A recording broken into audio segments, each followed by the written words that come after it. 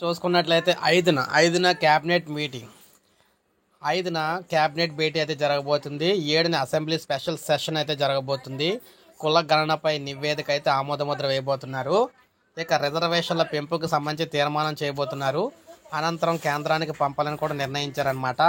రాష్ట్ర ప్రభుత్వం ప్రతిష్టాత్మకంగా నిర్వహించిన కులగణన నివేదికపై చర్చించి ఆమోదం తెలిపేందుకు ఫిబ్రవరి 5న రాష్ట్ర మంత్రివర్గ సమావేశం కానుంది. ఈ నివేదిక ఆధారంగా బీసీ రిజర్వేషన్ పెంచాలని భావిస్తున్న రాష్ట్ర ప్రభుత్వం ఈ విషయంపై చర్చించి నిర్ణయం తీసుకునేందుకు శాస్త్ర ప్రత్యేక సమావేశాన్ని కూడా నిర్వహించాలని నిర్ణయించినట్లుగా తెలుస్తుందన్నమాట. కాగా ఫిబ్రవరి 7వ తేదీన అసెంబ్లీ సమావేశం నిర్వహిస్తున్నట్లు తెలిపింది.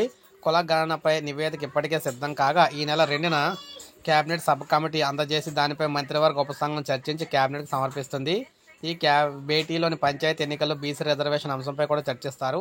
బీసీలకు 42% రిజర్వేషన్లకు కేబినెట్ ఆమోదముద్ర వేసి అనంతరం పంచాయతీ ఎన్నికలు నిర్వహించాలని యోచనలో ప్రభుత్వం ఉన్నట్లు చర్చ నడుస్తుంది. జనవరి 26న గణతంత్ర దినోత్సవం సందర్భంగా రాజ్భవన్లో జరిగిన హోంశాఖ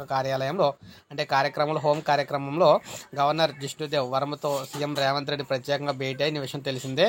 ప్రత్యేక అసెంబ్లీ సమావేశం ఏర్పాటు చేసే అంశంపై సీఎం ఇప్పటికే గవర్నర్తో చర్చించినట్లు తెలుస్తుంది. Governor Jishnu Dev Varma green signal ఇవ్వడంతో ముందడుగు అయితే వేశారు.